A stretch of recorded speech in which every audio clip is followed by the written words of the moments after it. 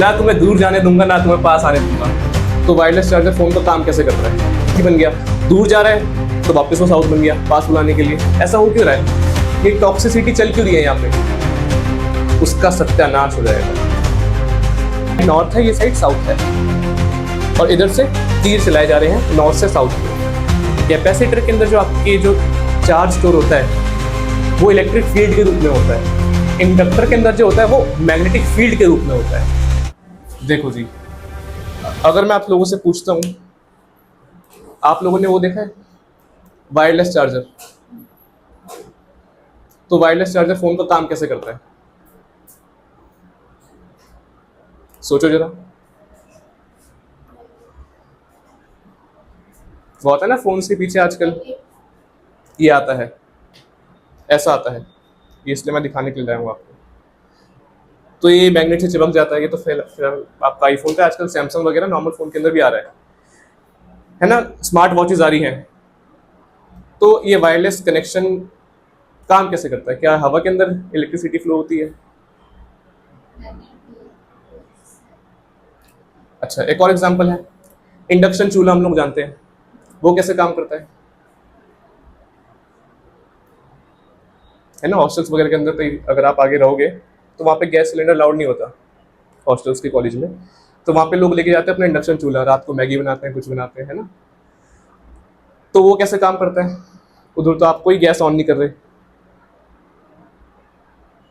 या फिर अगर आप लोग जापान के अंदर जाते हैं तो जापान के अंदर जो उनकी बुलेट ट्रेन होती है बड़ी मशहूर, जो चलती है 500 किलोमीटर प्रति घंटे की रफ्तार से, 500 किलोमीटर पर आवर। तो जो उनके ट्रैक्स होते हैं, और सपोज करते हैं आपकी जो ट्रेन है उनमें डिफरेंस होता है बीच में। कहने का मतलब ये है, अगर आपका ये ट्रैक है और ये आपकी मेट्रो या फिर ट्रेन है, तो ये ऐसे नहीं चलती ट्रैक पे, वो चलती है ऐसे हवा में। तो ये कैसे पॉसिबल है? कैसे पॉसिबल है ये कि सर वो ट्रैक पे नहीं चल रही है, पहिए हैं उसमें सब कुछ है, और ट्रैक भी वही है जो इंडिया में यूज होता है, मगर वो चल रही है हवा में, फ्लो कर रही है। तो ये सब हम लोग कहाँ पढ़ते हैं? इलेक्ट्रोमैग्नेटिक इंडक्शन में। बात समझ में आई? दैट इज कंसिडर्ड एज आपका ईएमआई या electromagnetic induction. Day to day life के अंदर आप लोग इसका बहुत इस्तेमाल करते हैं। ठीक ठीक है। अब एक बात आप लोग समझ लीजिए, आपको मैं छोटी सी बात बताता हूं। कंसिडर करिए आप लोग को एक मैंने कॉइल दे दी है यहाँ पे, ठीक, और यहाँ पे मैंने एक लगा दिया है गैल्वेनोमीटर। ठीक है, एक गैल्वेनोमीटर मैंने लगा दिया। Galvanometer is a device which measures small amount of current. और मैं इसके पास क्या लेके आया नीरज? एक मैग्नेट लेके आया। एक मैग्नेट लेके आया तो मैं क्या देखता हूं कि ये करंट फ्लो भी नहीं कर रहा है। जो करंट फ्लो करना चाहिए कॉइल को, वो करंट फ्लो भी नहीं हो रहा है। गैल्वेनोमीटर के अंदर कोई रीडिंग नहीं आ रही है। मगर जैसे ही मैं इस मैग्नेट को हल्का सा आगे मूव करता हूँ टूवर्ड्स द कॉइल, यहाँ पे मुझको डिफ्लेक्शन दिखता है। जैसे ये नॉर्थ अंदर आता है यहाँ पे तो डिफ्लेक्शन शो करता है, जैसे ये बाहर जाता है तो भी डिफ्लेक्शन शो करता है। बात समझ में आई? तो यही से किसका कंसेप्ट चालू हुआ? आपका ईएमआई का। कि जैसे ही आप एक मैग्नेट को लेके आते हैं एक ऐसी फील्ड के अंदर जहाँ पे जो करंट है वो वेरी कर रहा है, वहां पे आपको क्या मिलता है? मैग्नेटिक फील्ड या फिर इंड्यूस्ड करंट। बात समझ में आई? नहीं आई? ठीक। अब आप बोलोगे सर आपकी बात मैं समझ गया या समझ गई, आप ये कह रहे हो इसको आप लोग को स्टिल रखना है और मैग्नेट को हमें हिलाना है, मतलब ऐसे ऐसे करके, ताकि हमें इंड्यूस करंट मिले। आप इसको ऐसे रखो, मैं इसे हिलाती हूँ। हाँ, ये भी कर सकते हैं। बात समझ में आई? तो एक केस आपका ये बना। सेकंड केस आपका क्या बना कि अब मैं क्या कर रहा हूँ नीरज, अब मैं इसको इस साइड घुमा रहा हूँ और मैग्नेट मेरी यहाँ पे स्टिल है। इसको इस साइड घुमा रहा हूँ या फिर इसको मैं बैकवर्ड साइड घुमा रहा हूँ, इस केस के अंदर भी आपको मिलेगा करंट। बात समझ में आ रही है? सो ये डिस्कवरी करी किसने? ये जनाब आए एक हमारे 1831 के अंदर, माइकल फैराडे। नाम सुनोगा आप लोगों ने, है ना? फैराडे बड़ा ही मशहूर साइंटिस्ट है ना, इसके पीछे बड़ी अच्छी हिस्ट्री, बड़ी प्यारी कहानी है। अच्छा, फैराडे इतना बड़ा साइंटिस्ट, ये कभी स्कूल नहीं गया, कभी स्कूल नहीं गई है जनाब। दूसरी बात ये, काम करते थे अपने टीनेज, जो भी आप टीनेज हैं उस एज के अंदर, एक बुक बाइंडिंग की स्टोर के अंदर जहाँ बुक बाइंड होती है। इन्होंने सिर्फ उतनी किताबें पढ़ी नीरज जितनी इनके पास बाइंडिंग होने के लिए आती थी। बात समझ में आई? और उसी से इनको इतना ज्ञान हुआ कि इन्होंने अपने लॉस दे दिए, Faraday's law of electromagnetic induction, जो हमें पढ़ने अभी आगे पूरे चैप्टर में। बात समझ में आई? वहां से उन्होंने क्या निकाला कि जब मैं मैग्नेट को ऐसे देख रहा हूं तो करंट है, और अगर मैग्नेट स्टिल है तो करंट। तो आप अगर आप बोलो कि सर मेरे को समरी दे दो, तो आपके लिए समरी ये हो जाएगी कि मैग्नेट अगर मूविंग है तो आपको करंट मिलता है, अगर मैग्नेट नॉन मूविंग है मतलब स्टिल है तो आपको करंट नहीं मिलेगा, नो करंट। लिखो इस बात को। दोनों ही मूव हो रहे हैं तो भी करंट मिलेगा, दोनों ही मूव कर रहे हैं तो भी करंट मिलेगा। कहाँ पे? नहीं, ये तो मैंने बताया है आपको अलग अलग एग्जांपल कि यहाँ पे अब मैं इसको मूव कर रहा हूँ, यहाँ पे इसको मूव कर रहा हूँ। इमेजिन कर कि ये भी स्टिल है और ये भी स्टिल है, दोनों स्टिल है, दोनों नॉन मूविंग है, तो करंट नहीं है। इन दोनों केस में तो करंट मिल रहा है क्योंकि एक जगह मैं ये हिला रहा हूँ, एक जगह मैं मैग्नेट हिला रहा हूँ। ठीक, तो अब आपको थोड़ा बहुत समझ में आया कि हो क्या रहा है, समझे? अब फॉर एग्जांपल अगर मैं अब आप लोगों से पूछता हूँ कि अब आप लोग बता पाओगे कि ये वायरलेस फोन जो चार्जर है वो चार्ज कैसे करता है, तो आओ समझते हैं। देखो हो क्या रहा है, ये जो पूरी आपको व्हाइट स्ट्रिप दिख रही है, इसे कई लोग हटाते हैं तो यहाँ पे आपको पतली पतली कॉपर की वो मिलती है, चिप्स छोटी छोटी। तो इस पूरे के अंदर मैं ये कह सकता हूँ कॉपर की एक पूरी क्या लगी हुई है, कॉइल लगी हुई है। अब जो आपका फोन होता है उसके पीछे भी सेम कॉइल इसी शेप की होती है, सर्कल शेप की।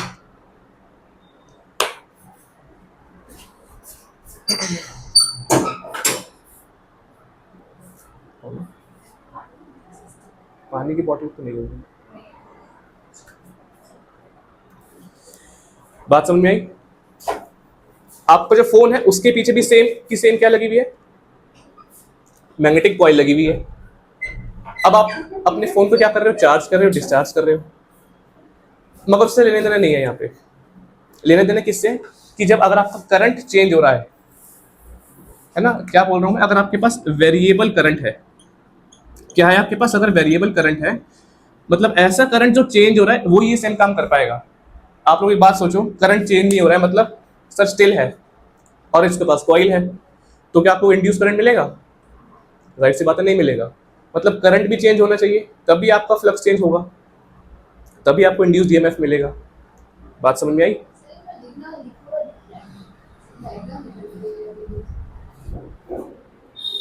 हाँ हाँ दिख रहा है, ठीक है। अब जो आपके फ़ोन का जो वायरलेस चार्जर होता है वो इटसेल्फ चार्ज होता है, आपने देखा होगा, पहले उसे कनेक्ट करते हैं फिर हम उस पर अपना फ़ोन रख देते हैं ऐसे करके ताकि वो चार्ज हो जाए। अब यहाँ पे जो सॉकेट है वहाँ से हमको क्या मिलता है, एसी मिलता है। और एक बात आप लोग अभी से जान लीजिए कि जो एसी है वो एक वेरिएबल करंट है। क्या मतलब सर डीसी नहीं है? डीसी भी हो सकता है, डीसी को हम लोग बना देंगे, वो अगले चैप्टर के अंदर पढ़ेंगे। मगर एसी एक क्या है, एक वेरिएबल करंट है। बात समझ में आई?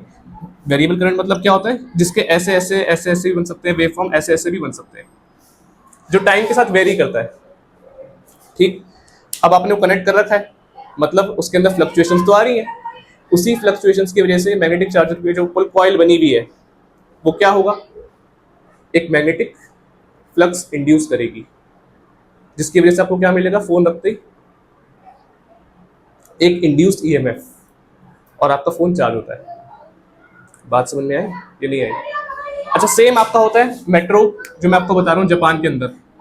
यहाँ पे जो होती है ना, यहाँ पे वो लोग लगा के लगते हैं बड़ी खतरनाक super magnets, super conducting magnets. और जो उनके रेलवे ट्रैक्स होते हैं वो नॉर्मल तो होते नहीं, पहली बात। यहाँ पे वो देके रखते हैं एक वेरिएबल करंट। तो जाहिर सी बात है सर, हमने पिछले चैप्टर में पढ़ा है कि करंट जहाँ होता है वहाँ मैग्नेटिक फील्ड अपने आप आ जाती है। अब वो मैग्नेटिक फील्ड इंटरफेयर करती है इसके साथ। अब वो सीन कुछ ऐसा होता है नीरज कि इधर मान ले नॉर्थ पोल बना तो ऊपर भी क्या बनेगा, नॉर्थ पोल ही बनेगा। तो वो आपस में क्या करेंगे, रिपेल करेंगे। तो इसकी वजह से क्या होता है, वो ऊपर उड़ जाती है एंड हेंस वो आगे और तेजी से भाग सकती है।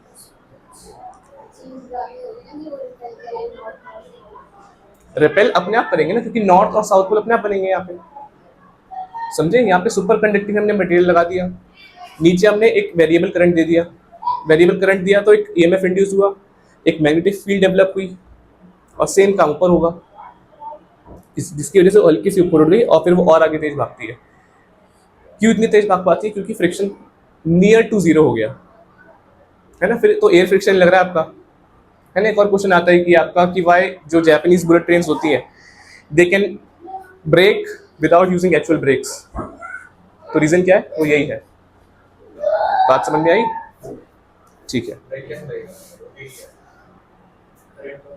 करंट की वेरिएबल करंट में छेड़छाड़ कर दी तो बस काम हो गया। तो आगे भी बढ़ाने के लिए जो ईएमएफ इंड्यूस, हाँ वो दूसरा है, वो उसको धक्का देगा पीछे से या इंजन में वो यूज होगा। इंजन जहां भी लगे उसका आगे पीछे, तो उसको पीछे से धक्का देगा, वो और एकदम से आगे भागती है। अगर इंजन आगे लगा तो उसे आगे पुल कर दी है। बात समझ में आई? ठीक। तो एक बात आपको समझ में आनी चाहिए कि ईएमआई क्या है, पूरा क्लियर है? ठीक, चलो।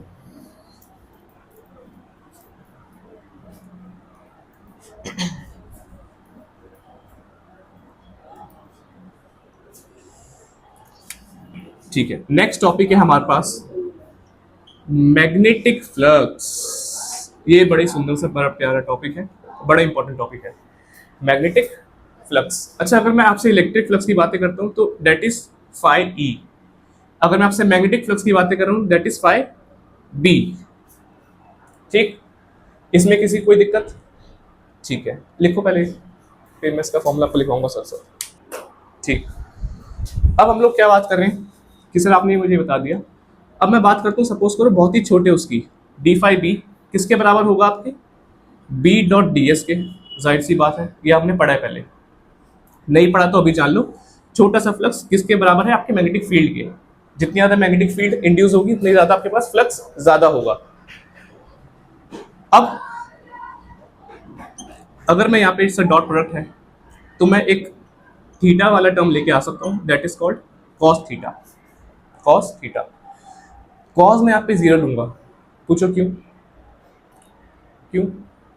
क्योंकि यहाँ पे जो एरिया होगा, सपोज करो आपका ये इंटरनल ऐसे जा रहा है और जो मैग्नेटिक फील्ड आपकी डेवलप होगी वो परपेंडिकुलर होगी, तो अगर देखा जाए एक्चुअली में तो सेम डायरेक्शन में चल जाएंगे सारे, एरिया वेक्टर वगैरह सब कुछ, तो उसकी वजह से कॉस क्या हो जाएगा? जीरो। तो कॉस जीरो हो गया, कॉस जीरो की वैल्यू होती है 1, तो अल्टीमेटली मेरे को क्या मिला Neeraj? D phi B equals to B dot D S, या फिर मैं कह सकता हूँ बी एस, कंसिडरिंग कि बी आपका क्या है? Uniform magnetic field. बात समझ में आई? ठीक है। अच्छा, एक और चीज मैं ये कह सकता हूँ, अभी इसको डीएस के टर्म में ही रखो। अब सपोज करो मैंने आपको दे दिया एक लूप दे दिया, तो जाहिर सी बात है एंड हमें क्या करना पड़ेगा? इंटीग्रेट। तो D phi B equals to integration of B dot D S. अगर क्लोज लूप है आपके पास, अगर आपके पास क्लोज लूप है मान लो, तो सर मैंने क्लोज लूप बना दिया, कोई बड़ी बात नहीं है इसमें। डी फाई बी का मैं करूंगा तो क्या मिलेगा? फाई बी मिलेगा, जाहिर सी बात है फाई बी। इधर से क्या मिलेगा सर? बी कॉन्स्टेंट में बाहर आया है, डी एस का एस हो गया, तो बी डॉट एस। ये आपके पास एक इंपॉर्टेंट क्वांटिटी आई। अक्सर हमारे पास फिजिक्स के अंदर जो डॉट प्रोडक्ट आता है वो स्केलर क्वांटिटी होती है। ठीक, तो hence this is a scalar quantity. इसकी टीचर आपसे यूनिट्स बड़ी पूछते हैं कि मुन्ना मेरे को यूनिट्स पता, तो यूनिट्स याद रखेंगे। बी के लिए हम लोग यूज करेंगे टेस्ला, एस की बात चल रही टेस्ला, और एस है तो सर मीटर का स्क्वायर। इसी को हम लोग शॉर्ट फॉर्म में भी श्वेता ने ठीक बताया सर वेबर भी बोलते हैं, डिनोट करते हैं डब्ल्यू बी से, खाली डब्ल्यू से नहीं, क्योंकि डब्ल्यू से हम लोग बहुत चीजों को डिनोट करते हैं फिजिक्स में, वेबर से। बात समझ में आई? लिखो से। ठीक, तो अब आपको थोड़ा बहुत समझ में आया कि हो क्या रहा है, समझे? अब फॉर एग्जांपल अगर मैं अब आप लोगों से पूछता हूं कि अब आप लोग बता पाओगे कि ये वायरलेस फोन जो चार्जर है वो चार्ज कैसे करता है, तो आओ समझते हैं। देखो हो क्या रहा है, ये जो पूरी आपको व्हाइट स्ट्रिप दिख रही है, इसे कई लोग हटाते हैं तो यहाँ पे आपको पतली पतली कॉपर की वो मिलती है, चिप्स छोटी छोटी। तो इस पूरे के अंदर मैं ये कह सकता हूँ कॉपर की एक पूरी क्या लगी हुई है? कॉइल लगी हुई है। अब जो आपका फोन होता है उसके पीछे भी सेम कॉइल इसी शेप की होती है, सर्कल शेप की।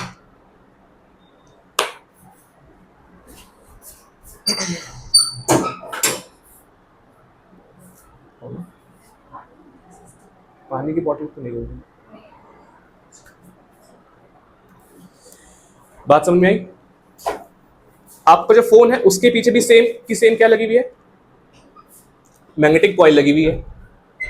अब आप अपने फोन को क्या कर रहे हो, चार्ज कर रहे हो, डिस्चार्ज कर रहे हो, मगर उससे लेने देना नहीं है। यहाँ पे लेने देना किससे, कि जब अगर आपका करंट चेंज हो रहा है ना, क्या बोल रहा हूं मैं, अगर आपके पास वेरिएबल करंट है, क्या है आपके पास, अगर वेरिएबल करंट है मतलब ऐसा करंट जो चेंज हो रहा है वो ये सेम काम कर पाएगा। आप लोग एक बात सोचो, करंट चेंज नहीं हो रहा है मतलब सर स्टिल है और इसके पास कॉइल है, तो क्या आपको इंड्यूस करंट मिलेगा? राइट सी बात है, नहीं मिलेगा। मतलब करंट भी चेंज होना चाहिए तभी आपका फ्लक्स चेंज होगा, तभी आपको इंड्यूस्ड ईएमएफ मिलेगा। बात समझ में आई?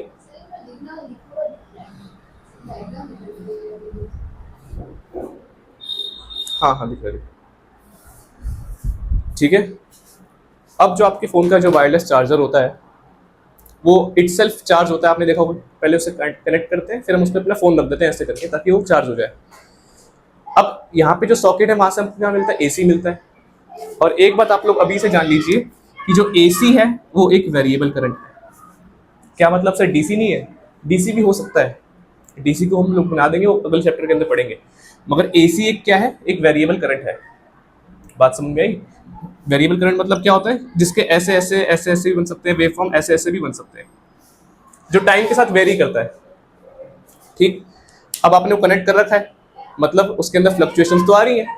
उसी फ्लक्चुएशंस की वजह से मैग्नेटिक चार्जर की जो कॉइल बनी हुई है वो क्या होगा, एक मैग्नेटिक फ्लक्स इंड्यूस करेगी, जिसकी वजह से आपको क्या मिलेगा, फोन रखते ही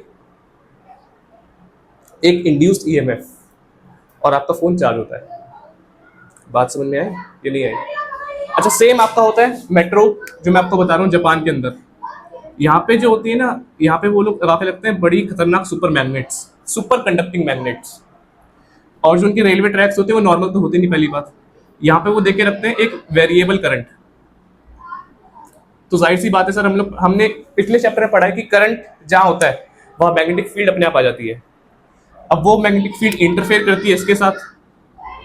अब वो सीन कुछ ऐसा होता है नीरज कि इधर मान ले नॉर्थ पोल बना, तो ऊपर भी क्या बनेगा, नॉर्थ पोल ही बनेगा। तो वापस में क्या करेंगे, रिपेल करेंगे।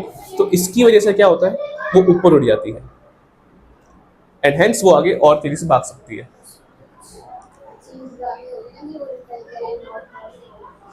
रिपेल अपने आप करेंगे ना, क्योंकि नॉर्थ और साउथ पोल अपने आप बनेंगे। यहाँ पे समझे, यहाँ पे सुपर कंडक्टिंग हमने मटेरियल लगा दिया, नीचे हमने एक वेरिएबल करंट दे दिया। वेरिएबल करंट दिया तो एक ईएमएफ इंड्यूस हुआ, एक मैग्नेटिक फील्ड डेवलप हुई, और सेम काम ऊपर होगा, जिसकी वजह से हल्की सी ऊपर उड़ गई और फिर वो और आगे तेज भागती है।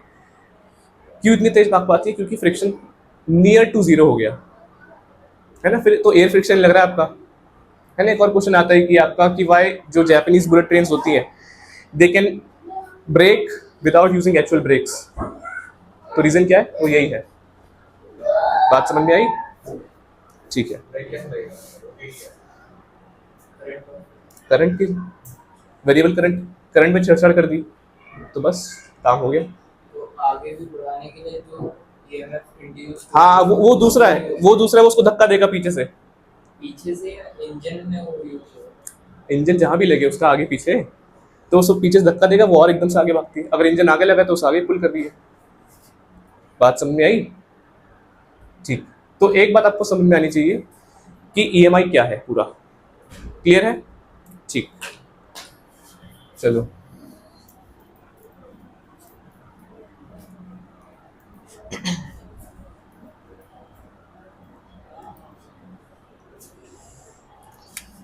ठीक है, नेक्स्ट टॉपिक है हमारे पास मैग्नेटिक फ्लक्स। ये बड़े सुंदर से बड़ा प्यारा टॉपिक है, बड़ा इंपॉर्टेंट टॉपिक है मैग्नेटिक फ्लक्स। अच्छा, अगर मैं आपसे इलेक्ट्रिक फ्लक्स की बातें करता हूँ तो दैट इज फाई ई। अगर मैं आपसे मैग्नेटिक फ्लक्स की बातें कर रहा हूँ that is phi B.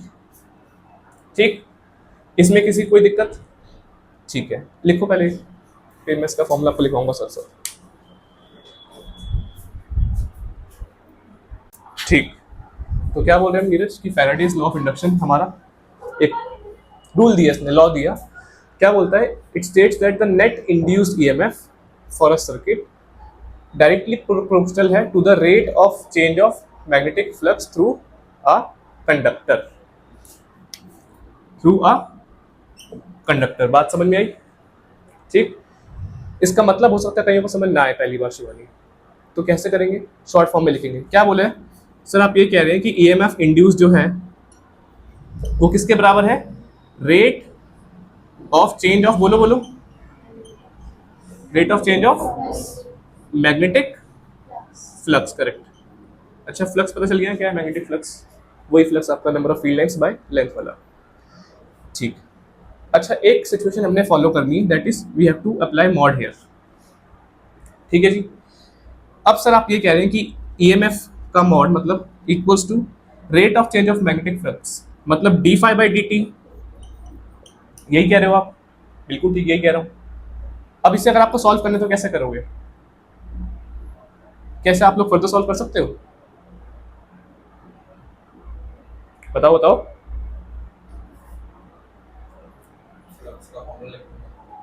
Flux का फॉर्मूला तो बी ए कॉस थीटा लिख देगा।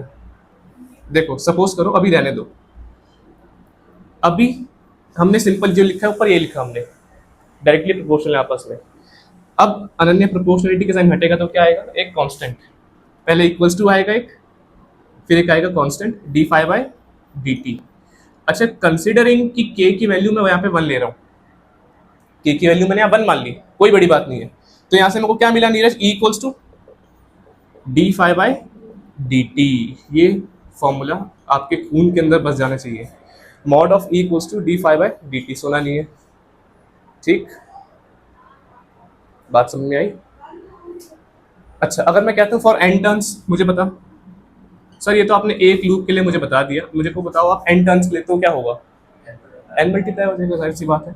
तो mod of e equals to n d phi by d t, ये बड़ा ही प्यारा फॉर्मूला आपके निकल के आ गया सामने, कोई डाउट इसमें? दिस इज नोन एज आपका फैराडेज लॉ ऑफ इंडक्शन। अब कई जो बैठे होते हैं वो पूछते हैं कि सर ये मॉड क्यों लिया है, किसी को डाउट है इसमें मॉड क्यों लिया है? देखो मॉड क्या करता है, उसके अंदर अगर कोई भी नेगेटिव वैल्यू आती है उसको पॉजिटिव कर देता है, मतलब सर यहाँ कोई नेगेटिव वैल्यू आएगी, आ सकती है। मॉड हम लोग यहाँ इसलिए लेते हैं क्योंकि मॉड क्या डिफाइन करता है कि करंट का डायरेक्शन क्या है। सर आपने बोल दिया, आपने बोल तो दिया कि बड़े बड़े जो टरबाइन लगे हैं उस पर पानी गिरेगा तो बिजली बनेगी, घूमेंगे वो, यही होता ना कि जहाँ नदी है वहाँ लगा दिया एक टरबाइन, उसका चक्का घूमा गोल गोल, वहाँ से एक जनरेटर जोड़ दिया और यहाँ से आपका पूरा लोड जोड़ दिया, तो आपका फैक्ट्री चल गई। विंड टरबाइन का भी यही काम होता है। तो वो काम कैसे करते हैं, मेनली सारा इन्हीं चीज़ों के ऊपर काम कर रहे हैं। बात समझ में आई? ठीक है, पंखा भी इन्हीं चीज़ों के ऊपर काम कर रहा है आपका। आगे हम लोग चीज़ पढ़ेंगे म्यूचुअल इंडक्शन, जिसपे बड़े बड़े आपके ट्रांसफार्मर काम करते हैं, स्टेप अप स्टेप डाउन, कि देहरादून से बिजली मंगानी है तो वो यहाँ कैसे आएंगी, यहाँ से अगर मेरे को कश्मीर में कोई पहाड़ों में भेजनी है तो वहाँ कैसे जाएगी। हर एक चीज़ का एक अपना महत्व है। ठीक है, ये तार ये पोल में लगी है तो ये सैग कितना आएगा, है ना। तार तो हम लोग ऐसे भी लगा सकते हैं सीधी, मगर आप जितनी आप बाहर देखते हैं तो कैसी होती है, ऐसे एक कर्व पाथ फॉलो करती है। तो कर्व पाथ का अगर सीधी होती तो ये सब कुछ कैलकुलेट होता है। बात समझ में आई? तब जाके आपको फॉर्मूले गिवन होते हैं। नेगेटिव इसलिए बोला है कि आपको डायरेक्शन ऑफ करंट बताना पड़ेगा, वो अगला आपको लॉ नहीं मिला, एक अगला आपको लॉ मिला, उसने वो चीज़ दी। ये समझ में आया क्या है? ठीक, आगे बढ़ते हैं। अब बड़ा ही स्वाद वाली चीज़ आएगी आप लोगों के लिए। अच्छा, फॉर्मूला लिखो अपनी कॉपी में, d phi by D t e equals to d phi by D t equals to n d phi by D T.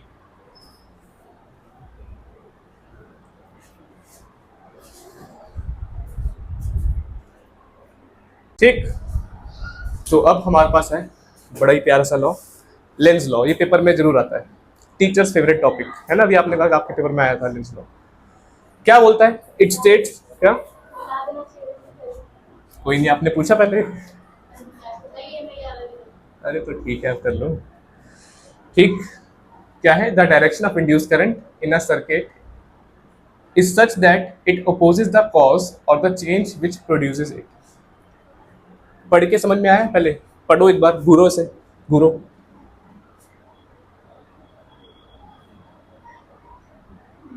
आया पढ़ के समझ?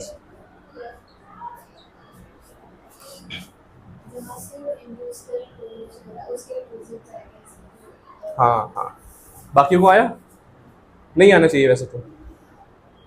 अच्छे से आया समझ में कि एक्चुअल में मतलब क्या है? क्योंकि अपोज, इंड्यूस सब कंफ्यूज हो गए। मैं भी हो गया था इसमें।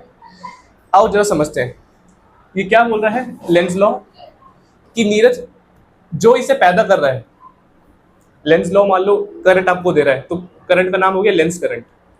जो इसे पैदा कर रहा है ये उसी के खिलाफ खड़ा है, उसी को अपोज कर रहा है। बात समझ में आई? आओ देखो समझते हैं कैसे, एग्जाम्पल के थ्रू। सपोज करो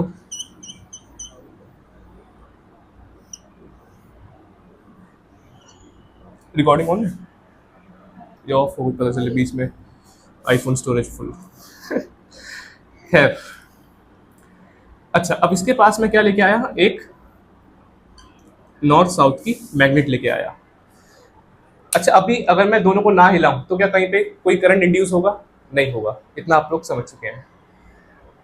अब सपोज करो अगर यहाँ पे मैं लेंस लॉ लगा रहा हूँ तो क्या बताएगा आपको कि जैसे इस मैग्नेट को मैं ये नॉर्थ वाले पार्ट को इसके अंदर लेके आता हूँ, धक्का मारता हूँ यहाँ से, इसके अंदर लेके आता हूँ, तो यहाँ पे नीरज अपने आप एक नॉर्थ पोल डेवलप हो जाएगा।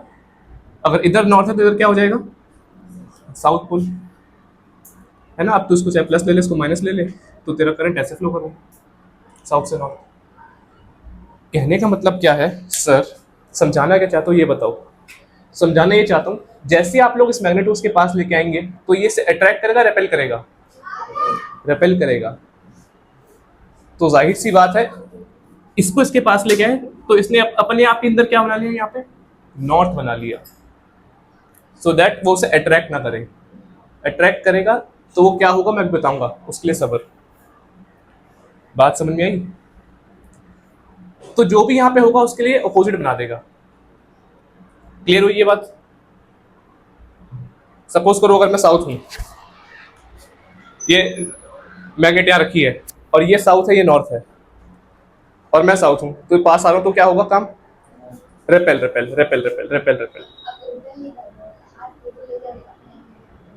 मतलब मैं बता रहा हूं तो मेनली क्या होगा, रेपेल्शन होगा। बात समझ में आई? ठीक, आया नहीं आया तेरे को? अच्छा चल मुझे यहाँ बता, मान ले सेम यहाँ पे एक सर्किट है ये, ठीक है। अब मैं क्या कर रहा हूं, ये नॉर्थ साउथ जो मैग्नेट यहाँ रखी है इस कॉइल से मैं दूर लेके जा रहा हूं। मतलब सर आप ये कह रहे हो वापस से इधर लेके जा रहे हो? हाँ बिल्कुल ठीक। अब मैं इसे इधर खींच रहा हूं तो अब इन दिस केस यहाँ पे क्या जनरेट होगा? साउथ, क्योंकि ऑपोजिट जनरेट होगा। बात समझ में आई? अब यहाँ पे क्या जनरेट होगा? साउथ, और यहाँ पे क्या हो जाएगा? नॉर्थ। अब वो जैसे ही पास आएगा तो क्या जनरेट हो जाएगा? नॉर्थ, है ना। बात समझ में आ रही? गेम खेल रहा है।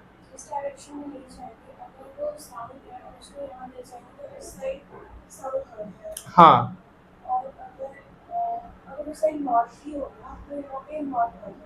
हाँ, समझे? ऑपोजिट होगा। कहने का मतलब ये है कि दूर ले जाएंगे ना तो तुम्हें दूर जाने दूंगा ना तुम्हें पास आने दूंगा। समझे? यही हो रहा है। देखो ध्यान से देखो, अगर वो दूर जा रहा है तो उसे क्या कह रहा है, वापस पास आ जा, नॉर्थ बन गया मैं। तो कह रहा है वाह साउथ में नॉर्थ अट्रैक्ट करते हैं। जैसे ही पास आया कह रहा है नहीं नहीं वापस दूर जा, वापस नॉर्थ बन गया मैं। तो ना तो उसे अपने से दूर जाने दे रहा है ना तो उसे अपने से अपने पास आने दे रहा है ना। ठीक, क्या कह रहे हो, टॉक्सिक है? अच्छा ये है आपका लेंस लॉ। अब पढ़ते हैं डेफिनेशन। मेन वर्ड क्या है आपका अपोज करने वाला। The direction of induced current in a circuit is such that it opposes the cause और the change which produces it. मतलब उसी को वो आपस में जाके क्या करेगा, अपोज करेगा। ठीक है, अब इस डेफिनेशन को जल्दी लिखो आप लोग। ठीक, अब एक बात आप लोग अगर माने, क्या बोला नीरज हमने, कि वो उसे अपोज कर रहा है।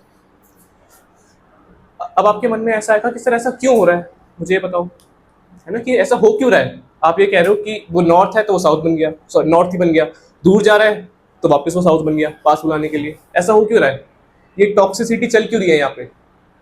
बात समझ में आई। देखो, अगर ऐसा नहीं होगा तो आपने एक रूल सुना है, एक लॉ सुना है, that is called law of conservation of energy, उसका सत्यानाश हो जाएगा, है ना। देखो समझो हुआ क्या है, मान लो यहाँ पे चेंज नहीं आया, ये जो आपका कॉइल है सर, ये सेम है, यहाँ पे नॉर्थ है, और कंसिडर कर रहे हैं जो मैग्नेट लेके आए उसमें यहाँ पे साउथ है और यहाँ पे नॉर्थ है, और पास लेके आए तो ये नॉर्थ ही है और ये साउथ है। तो इन दिस केस क्या होगा जानवी, ये अट्रैक्ट कर जाएगा। अब जैसे अट्रैक्ट करा तो एक बात आप लोग मुझे बताओ, क्या मुझे यहाँ पे कोई मैकेनिकल काम करना पड़ा। मैकेनिकल से मेरा मतलब है क्या मुझे यहाँ पे कोई ऐसा काम करना पड़ा कि मुझे मैग्नेट को धक्का मारना पड़ रहा है कि मैं उसे लूप के अंदर लेके जाऊँ आधा, वो काम अपने आप हो गया। और law of conservation of energy क्या कहता है आपसे, कि एनर्जी अपने आप बन सकती है, नहीं, वो सिर्फ ट्रांसफर हो सकती है जो बनी हुई है। तो जाहिर सी बात है सर, यहाँ पे अपने आप मैकेनिकल एनर्जी कैसे बन गई, है ना। ऐसे तो उसने अपने आप कैसे खींच लिया, इतना ज्यादा स्ट्रॉन्ग कैसे है। अगर आपसे मैं ये कह रहा हूं कि मुन्ना यहाँ पे साउथ है, मतलब यहाँ पे क्या है, रिपल्शन है, और अब मैं सिर्फ यहाँ पे अंदर धक्का मार रहा हूँ तो वो रिपेल करेगा, मतलब मुझे अब इसे अपने हाथ से पकड़ के अंदर लेके जाना पड़ेगा क्योंकि वो रेपेल कर रहा है। तो यहाँ पे टेक्निकली मेरा मस्कुलर फोर्स लग रहा है, कोई बड़ी मशीन से काम करवा रहे तो मशीन का मैकेनिकल फोर्स लगेगा श्वेता। मगर अगर यहाँ पे नॉर्थ ही है सर, तो हमें कुछ काम करने की नीड ही नहीं पड़ी, तो अपने आप काम हो गया। बात समझ गई। तो ये काम हो ही नहीं सकता, पहली बात पॉसिबल, क्योंकि क्या हो जाएगा, law of conservation of energy violate हो जाएगा, समझे। वॉयलेट क्या, पर्पल नहीं ठीक है। तो इसलिए हम लोग यूज करते हैं। अच्छा, अब पेपर में इसके दो टाइप के क्वेश्चन आते हैं।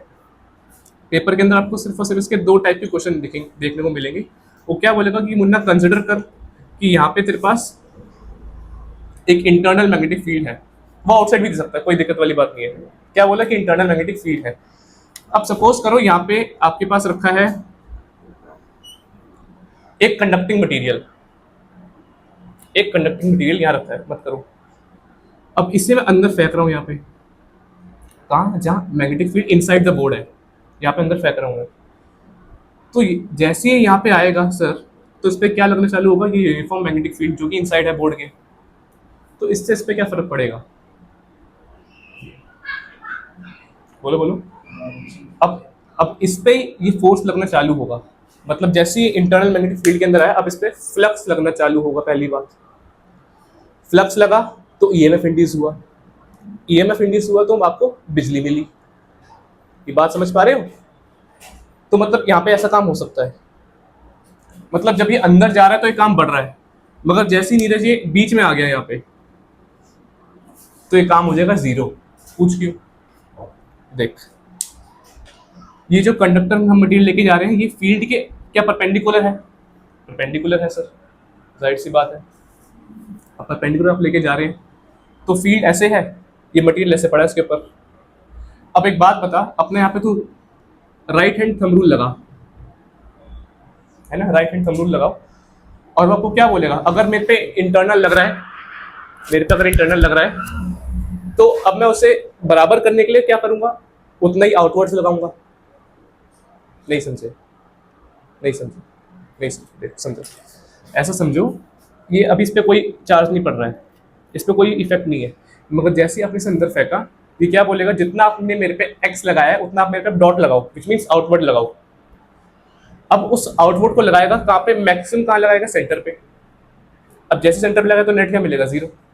अब उसके बाद तूने बोला कि सर मेरे को डायरेक्शन निकालना है ना, क्योंकि लेंस लॉ आप अल्टीमेटली फाइंड क्यों करते हैं, डायरेक्शन निकालने के लिए इंड्यूस्ड करंट का। क्योंकि हमने जो एफ एल ओ आई अभी हमने यूज किया, which is Faraday law of induction, उससे आपको करंट का मैग्नीट्यूड मिला कि सर कितना है करंट।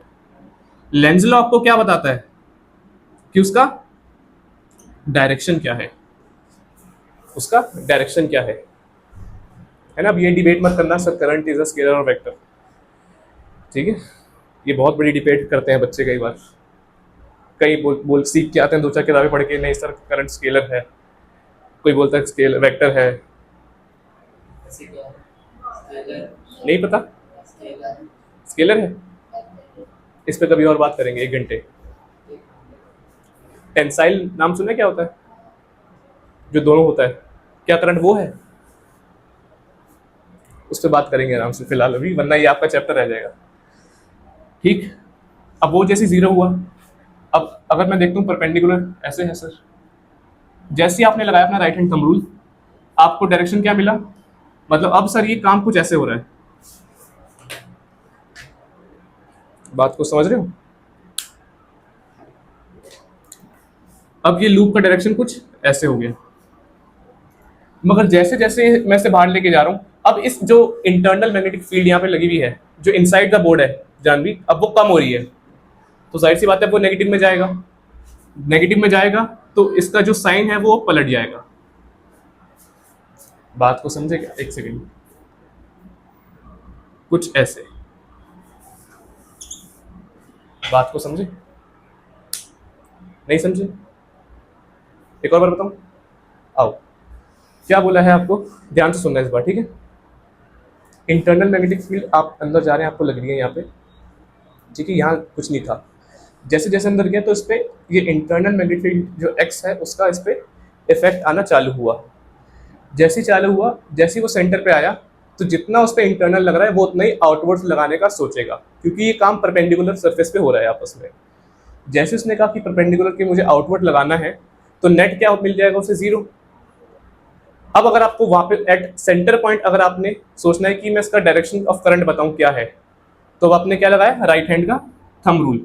उससे आपको क्या मिला कि सर लूप तो ऐसे है, मगर जैसे जैसे मैं इस मटेरियल को उठा के साइड साइड साइड करता रहूंगा, मतलब इस फील्ड से बाहर लेके आऊंगा, इस फील्ड का प्रभाव इस पे कम होगा। यही बात है कि सर इसका इफेक्ट इस पे कम होगा। अब ये वापस ऐसा बनना चाहेगा जब ये यहाँ से बाहर निकल रहा है, तो इन दिस केस यहाँ पे जो ये पोलैरिटी है ऑपोजिट हो जाएगी, मतलब जो लूप का डायरेक्शन है वो उल्टा हो जाएगा। बात समझे? ऐसा क्वेश्चन आता है, 2012 में आया हुआ है। ठीक, फिर एक आपका बनता है कि मुन्ना ये ले, एक और तेरे को मैंने एक्स मतलब इनसाइड द बोर्ड सरफेस दे दिया, और यहाँ पे कुछ ऐसा आपके पास एक कंडक्टिंग मटेरियल है। ठीक, अब इस पे अगर आपको निकालना है तो आपने क्या बोलना है कि सर पहली बात तो ये भी उतना ही क्या लगाने का सोचेगा? आउटसाइड, कि मैं आउटसाइड लगाऊं, क्योंकि इनसाइड क्या होगा? मैग्नेटिक फील्ड बढ़ेगा, मैग्नेटिक फील्ड बढ़ा तो आपका कॉरस्पॉन्डिंगली फ्लक्स बढ़ा, फ्लक्स बढ़ा तो करंट बढ़ा, ईएमएफ बढ़ा। बात समझ में आई? अब इसको सर मुझे ऐसे खींचना है, इतना आउटवर्ड लगे कि अल्टीमेटली कैसा बन जाए? एक सर्कुलर शेप में आ जाए। बात समझ में आ रही है? ये टेढ़ा मेढ़ा अंदर पड़ा है, ये इतना आउटवर्ड लगाए कि सर्कुलर में आ जाए, और फिर मैं उसे सॉल्व करता हूँ। क्लियर है बात? इस टाइप के आपको 2 क्वेश्चन मिलते हैं, इसके अलावा नहीं आते, और दोनों ही बड़े आसान हैं। इस चैप्टर के अंदर जो न्यूमेरिकल्स है काफी आसान है, straight to the point question आते हैं, फॉर्मूला बेस्ड। ठीक, बस आपको फॉर्मूले के अंदर वैल्यू पुट करनी है और आंसर लेके आना है। फॉर्मूला शीट आपको दे दूंगा मैं याद करने के लिए। ठीक, बना लो फटाफट जल्दी। एक चीज क्या समझनी है हमें कि अकॉर्डिंग टू फैराडे जो उसने अपना रूल दिया सर, उसने क्या बोला? Phi flux equals to d phi by D t. अगर मैं n के लिए बातें करता हूं तो it will be flux equals to n d phi by D t. ये सॉरी ई है और इसका मॉड, यही बोला उसने। मगर अगर हम लोग बात करते हैं अकॉर्डिंग टू हमारे कौन से जनाब? लेंज लॉ के अकॉर्डिंग उन्होंने क्या बोला कि वो नेगेटिव में जा रहा है, तो सेम फॉर्मूला रहेगा आपका, बस सामने आपने क्या लगा देना है? एक नेगेटिव का साइन, और ये आपका यहां से ये हट जाएगा। मॉड n वाले के लिए क्या हो जाएगा? E इक्वल्स टू माइनस का n d phi by D t. Clear है? ठीक है, देखो फैराडे वाला फॉर्मूला याद है क्या होता है? बस उसके पहले क्या लगा देंगे? नेगेटिव का साइन। ये नेगेटिव हटाना है तो मॉड लगा दो, वो आपका फैराडे बन गया। हाँ, मगर नेगेटिव हटाना नहीं है, वैसे तो हाँ मॉड लगा दो।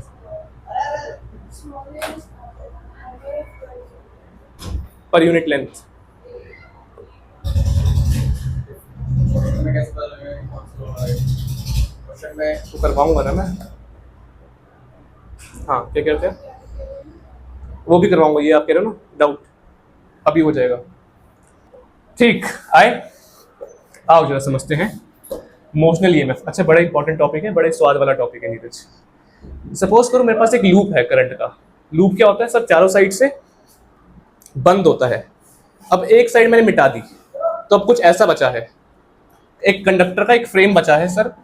अब इट कुड भी कोई भी लोहा या कुछ भी, एक फ्रेम बचा है मेरे पास ये, और इस पे मैंने क्या करा, एक ऐसे एक और एक तार यहाँ पे लगा दी है। ये आपको तार दिख रही है पूरी, ये एक और मैंने स्टिक लगा दी है इसी कंडक्टर की। मगर ये फर्क इतना है कि ये मूवेबल है, तो मैं चाहूँ तो इसे ऐसे कर सकता हूँ कि उठा के मैं इसे यहाँ कर दूँ तो ये एरिया इतना बड़ा हो गया, इसे उठा के आगे कर दूंगा तो एरिया कम हो गया, तो ये मूवेबल है। ठीक, अब आपसे मैं बोल ये रहा हूँ कि मुन्ने ये जो पूरा है इसको मैं ले लेता हूँ इसकी लेंथ, और सर ये वेरिएबल क्वांटिटी है तो इससे आपने ले लिया x, जो इसका डिस्प्लेसमेंट है उससे मैंने क्या ले लिया x। अब इसके अंदर कोई डाउट है तो पहले बताओ, कोई डाउट लिखो। ठीक है, अब आ जाओ यहाँ पे। अब E का आपने फॉर्मूला पढ़ा है अभी दोस्तों, दैट इज कॉल्ड d∅/dt। इसमें किसी कोई दिक्कत? ठीक है। अब फाई की वैल्यू मैंने आपको क्या बताई है, bA cos थीटा, है ना। फाई इक्वल्स टू सर अभी आपने बताया है थोड़ी देर पहले, phi equals to bA cos theta. तो यहाँ पे अगर मैं इस फाई की वैल्यू को पुट करता हूँ, so that will be d के साथ bA cos theta by dt। कोई दिक्कत इसको किसी में? ठीक है, सेम ये रहेगा, b रहेगा, और एरिया की जगह मैं क्या लिख रहा हूँ, length into x, l into x. कोई दिक्कत नहीं आनी चाहिए इसमें। तो मतलब सर l इंटू एक्स लिख दिया, और साथ में क्या रहा आपके cos थीटा। क्या चीज? फ्लक्स फ्लक्स फ्लक्स की बात हो रही है। अच्छा s आपका वही एरिया, वही एरिया, bs कह लो, ba कह लो। फ्लक्स क्या होता है, ba मान के चलो, फिर bs। s को कई जगह हम लोग सरफेस एरिया के नाम से s बोल देते हैं। ठीक, lx cos थीटा। ठीक है, अब अगर हम लोग अगर ध्यान से देखते हैं तो cos theta can be again 0। ठीक है, क्योंकि अगर सर आप इसे मूव करते हो कुछ इस तरह, सपोज करो मैं इसे मूव कर रहा हूँ इस वेलोसिटी से, तो एरिया वेक्टर भी इस डायरेक्शन में है, वेलोसिटी का वेक्टर भी इस डायरेक्शन में है, तो cos क्या हो गया 0। cos 0 की वैल्यू होती है 1, तो सर मतलब ये पूरा टर्म हो गया 1। अंदर आपको क्या मिलेगा, E equals to d/dt bl और x, bl और x, यही है। ठीक है, आओ जरा, आओ जरा, b और l को मैंने यहां बाहर रखा, इस साइड क्या रखेंगे, dx/dt। ऐसा मैंने क्यों करा, क्योंकि मैं जानता हूं dx/dt क्या होता है, वेलोसिटी। तो ये पूरा टर्म मेरा क्या बन गया सर, v बन गया। तो अल्टीमेटली आप मुझे ये कह रहे हैं कि आपके पास फॉर्मूला आया BLV। हाँ यही कह रहा हूं, ये फॉर्मूला आया BLV, where B is the magnetic field, आप लोग जानते हैं। L is the length of the conductor, या फिर लेंथ ऑफ द फ्रेम कह लो, फ्रेम अल्टीमेटली आपका कंडक्टर ही है, या फिर v इज द वेलोसिटी, कि जिस वेलोसिटी से मैंने उसे ऐसे बढ़ाया। क्लियर है, लिखो सर। अच्छा ये मैं कहां से लेके आया, फ्रॉम फैराडे। सुन लो एक बार, फ्रॉम फैराडे। आप देख सकते हो मैंने यहाँ पे फैराडे की पहली इक्वेशन यूज करी है। क्या मैं इसे बिना फैराडे के लॉ के कर सकता हूं? कर सकता हूं, हाँ। नहीं नहीं, लेंस वाले से नहीं, कोई और तरीके से, वो हम लोग करेंगे इसके बाद। इसलिए मैंने यहाँ स्पेशली लिखा है फ्रॉम फैराडे। हुआ,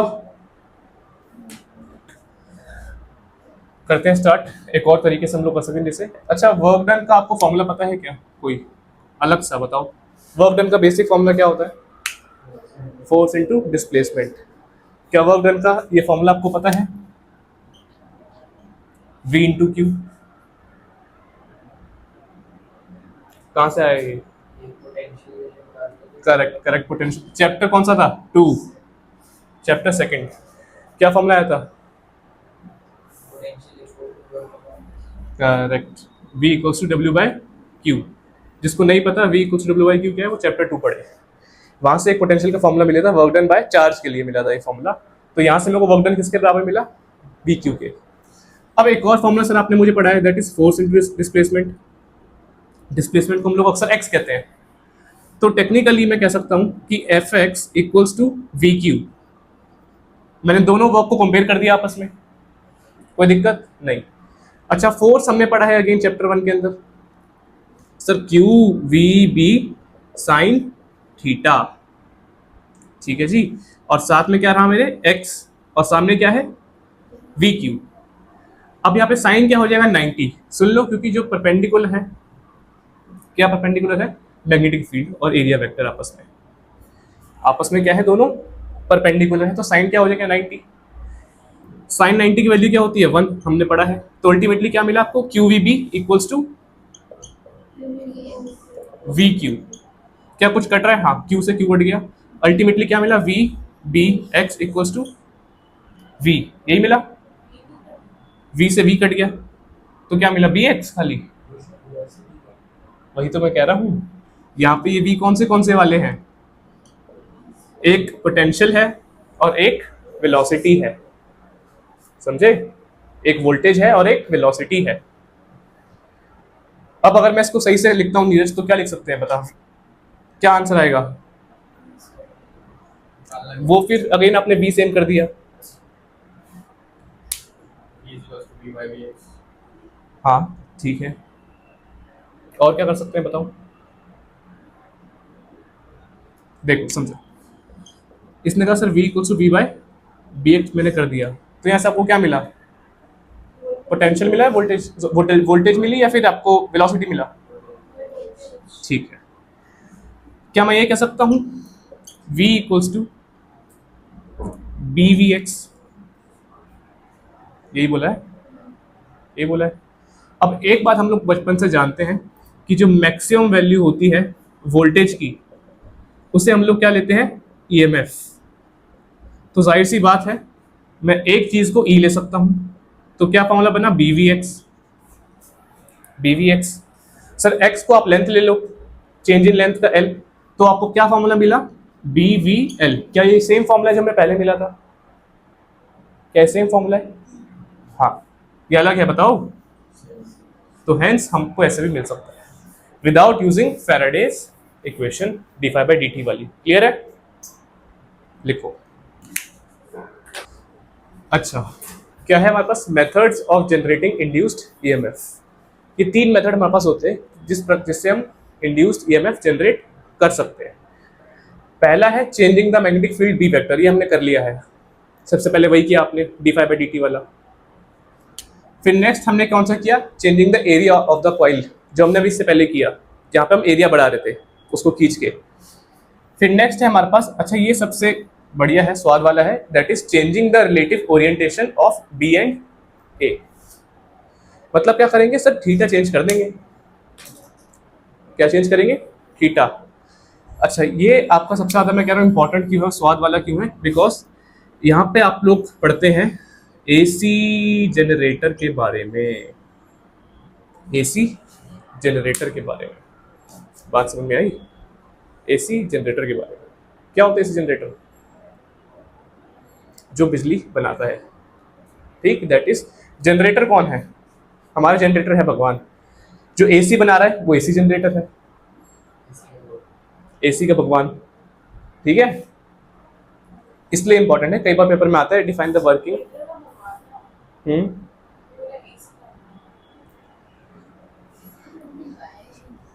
मेरे को कंफ्यूज मत करो, देखो ये जो तुम लोग करते हो ना, ठीक, इन 3 चीजों को लिखो पॉइंट को, फिर हम एसी स्टार्ट करते हैं। एसी जनरेटर होता क्या है, इसका डायग्राम बनाएंगे, सुपर इंपॉर्टेंट है, ठीक है जी। बात है अब एसी जनरेटर की, कि एसी जनरेटर होता क्या है, क्या होता है, जो एसी बनाता हो, ठीक है, एसी ठीक। इमेजिन करो कि ये जो कमरा है हमारा, इधर से यहाँ पे एक बंदा खड़ा है और यहाँ पे एक और बंदा खड़ा है, वो उस पर तीर चला रहा है। तीर जानते हो क्या होता है, एरो, बो से निकलता है तीर, ठीक। अब कंसिडर करेंगे ये साइड नॉर्थ है, ये साइड साउथ है, और इधर से तीर चलाए जा रहे हैं नॉर्थ से साउथ को, ठीक, समझा? साइड लग जाएंगे। वही टॉपिक है अभी आपका। अच्छा, अब मानो यहाँ से ये तीर चलाया जा रहा है, चलाया जा रहा है, मेरे पास एक मान लो ये बुक है या कुछ भी है मेरे हाथ में, ठीक है, क्या ये बुक, क्या इस पे कोई तीर लगेगा? अब ये मत बोलना सर यहाँ लगेगा, कंसिडर करेंगे इसका मास नेग्लिजिबल है, थोड़ा बहुत मास नेग्लिजिबल, मतलब इन केस कि वो यहाँ नहीं लग सकता, बस ये मानो, ठीक। अब अगर मैं कह रहा हूँ कि क्या मैं इसे हल्का सा यूं करता हूँ तो लगेगा, हाँ हो सकता है सर, अब हल्का सा यहाँ पे आके टेढ़ा लगे, हल्का सा यूं करूँ तो और हो सकता है कि ऐसे लग के ऊपर चला जाए, और जैसे जैसे मैं अपना हाथ घुमाऊंगा वैसे वैसे इस पे और लगेगा, अब सर और लगेगा, मगर जैसे जैसे मैं वैसे करूंगा वैसे अब यहाँ पे वापस क्या हो जाएगा, 0। अच्छा, अब मैं ऐसे कर रहा हूँ, फिर सर यहाँ लगेगा, फिर लगेगा और फिर वापस मेरा हाथ ऐसे हो जाएगा, ठीक है। तुम क्या चाह रहे हो मैं ऐसे कर ठीक। तो एक बात आपको समझ में आई कि जैसे जैसे वो ऐसे हो रहा है तो उस पे वो लग रहे हैं, मतलब वो बीच में रोक रहा है, और जैसे जैसे वो वापस आ रहा है तो वो 0 कर रहा है। अब इमेजिन करो यहाँ से करंट जा रहा है,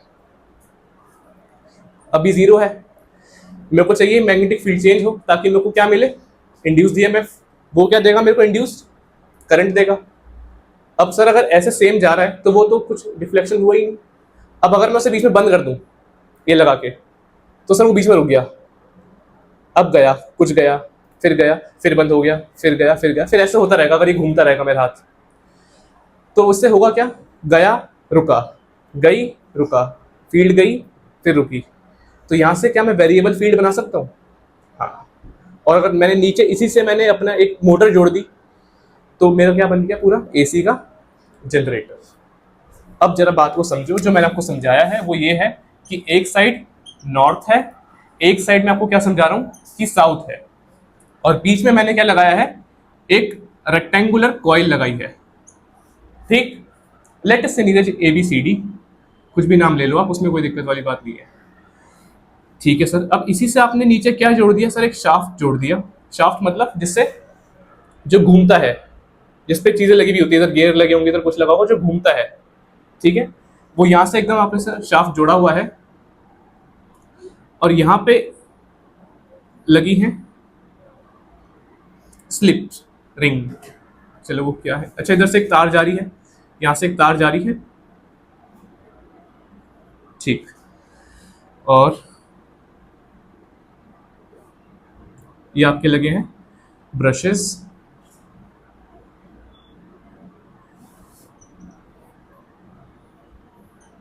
ठीक। बात समझ में क्या है, ये आपके क्या है, कार्बन के ब्रशेस होते हैं। अच्छा ये पेपर में आएगा नहीं, पहले बता दूं, ये डायग्राम नहीं आएगा, डायग्राम आएगा मतलब ये इनके कंपोनेंट्स नहीं आएंगे, आएगा क्या ऊपर वाला काम जो मैंने आपको समझाया कि कैसे काम हो रहा है, कि सर ये क्या है, एक आपकी रेक्टेंगुलर कॉइल है, ठीक है। ये हमने क्या लगा दी, स्लिप रिंग्स लगा दी, और ये आपका क्या है, यहाँ पे ब्रशेस लगा दिए। ये आपका क्या है, डायग्राम ऑफ एसी जनरेटर। अच्छा मैं नाम क्या ले रहा हूँ, एसी जनरेटर, मतलब ये काम किस पे कर रहा है, एसी पे या डीसी पे? एसी पे। क्या ये डीसी पे काम नहीं कर सकता? मान लो मैं आपका वाइवा ले रहा हूँ, मैंने आपसे पूछा कि मुन्ना ये बता, क्या ये जनरेटर एसी पे काम करेगा? एसी वाला कर सकता है, मगर एक चीज चेंज करनी पड़ेगी, यहाँ पे जो स्लिप रिंग्स है ना, इसे हटा के यहाँ पे मैं लगा दूंगा कौन सी रिंग्स, स्प्लिट रिंग्स, SLIT, ठीक है। वो इसको डीसी पे काम बना रही है, वैसे डीसी जनरेटर भी होता है अपने अलग, ठीक है, मगर इतना आप लोग पूछेंगे नहीं आपसे, याद रखना स्लिप रिंग्स हैं, ये भी याद नहीं रखोगे कोई दिक्कत वाली बात नहीं है, तो आपसे ऊपर का मेन पूछेगा। स्लिप रिंग देखो काम क्या करता है कि इसको, पहली बात तो शाफ्ट को आपको एक सिमेट्री देता है कि अंदर सारे जो वायर है वो अंदर छुपा के रखते हैं इसके, और एक काम इसका ये है कि अंदर इसके ग्रीस लगाई जाती है काफी सारी, ठीक है, ताकि अच्छे से शाफ्ट इसके अंदर घूम सके, ये काम है मेन। कार्बन ब्रशेस लगे होते हैं, उन सबका अपने मल्टीपल काम है, ठीक है, बात समझ गई। और यहां से आपकी क्या जा रही है, बोलो, इलेक्ट्रिक फील्ड या मैग्नेटिक फील्ड? Magnetic field. ठीक, बनाओ।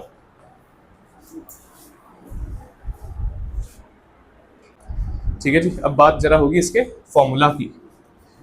तो अकॉर्डिंग टू फैराडे, अभी लिखना मत कोई वरना आएगा नहीं।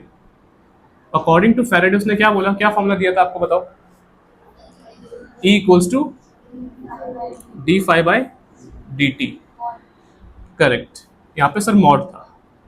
अब फाई की वैल्यू क्या होती है? B a cos theta. तो मैं उसे यहाँ पुट करता हूँ sir, b a cos theta by d t. चलो बी ए मैंने बाहर निकाला, सो क्या अंदर बचा?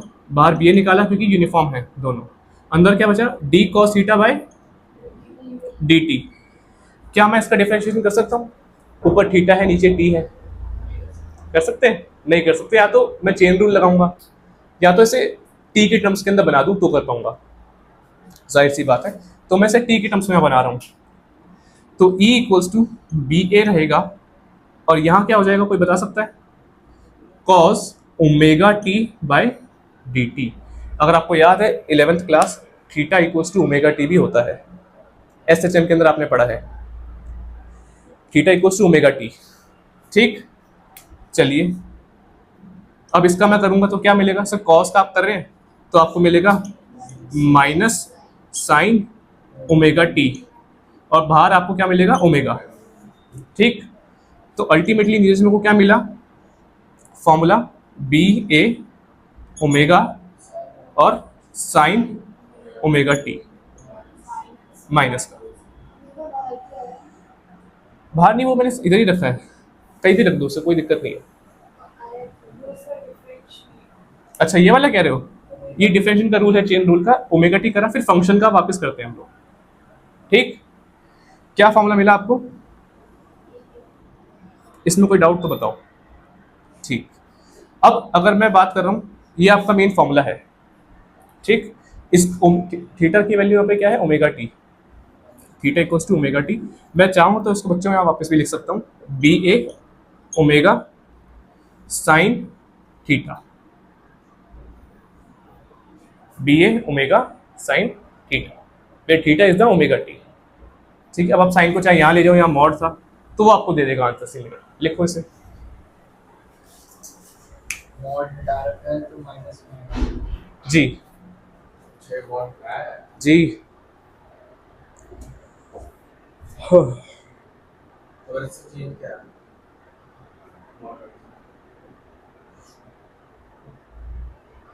क्या कह रहे हैं? मॉड डालने से कोई फर्क पड़ा है? नहीं, मॉड लगा देंगे ताकि माइनस सामने चले जाए। अच्छा एक और बात आप लोग जरा सुन लो ध्यान से, एक चीज हम लोग यहाँ भूल गए, दैट इज अगर मैं एन के लिए काम कर रहा हूँ, एन टर्म्स के लिए, तो यहाँ एन आ जाएगा। मॉड हमारे पास यहाँ चल ही रहा है ना? तो सर यहाँ पे अल्टीमेटली आप यहाँ एन लगा दो और ये माइनस हटा दो, क्योंकि माइनस का आंसर मॉड में जाके क्या होगा? प्लस का, और सब जगह एन लगा देंगे यहाँ पे। तो एन बी ए, एन बी ए। तो ये दो फॉर्मूला आपको कंठ होनी चाहिए, मतलब फिंगर टिप्स पे याद। N B a omega sine omega T और N B a omega sine theta. ठीक, अब हम लोग करने जा रहे हैं ग्राफ, जो बड़ा इंपॉर्टेंट है। ठीक है, बड़ा इसका महत्व है ग्राफ का आपके कोर्स के अंदर। ठीक है जी, जरा समझने की कोशिश करना आप लोग सारे। क्या होगा सुन लो एक बार। ये आपका होता है 0, उसके बाद आपको क्या मिलता है? पाई बाई 2, फिर क्या मिलता है? पाई, फिर मिलेगा 3 पाई बाई 2, फिर क्या मिलेगा? 2 पाई। ठीक है, pi by 2, pi, 3 pi by 2 और फिर 2 पाई। ठीक, अब एक बात आप लोग यहाँ पे लिखेंगे कि थीटा है और हम लोग किसकी बात कर रहे हैं? ईएमएफ की। ई जो हमारा भी आंसर आया, क्या आया था? इक्वेशन क्या थी बताओ? एन बी ए, बोलो बोलो, N B a omega sine theta. ठीक है, अब मैं इन वैल्यूज का पुट करता हूँ। ठीक है, ठीक, मान लो थीटा अगर मैं 0 लेता हूँ नीरज, थीटा अगर मैं यहाँ पे क्या ले रहा हूँ? 0 ले रहा हूँ, तो क्या मिलेगा ई की वैल्यू? साइन 0 क्या होता है? 0। तो सर ये तो 0 मिला। अब अगर मैं लेता हूँ पाई बाई 2, तो क्या मिलेगा? साइन 90 मतलब NBA ओमेगा। अब अगर मैं लेता हूं 3π/2 तो क्या मिलेगा?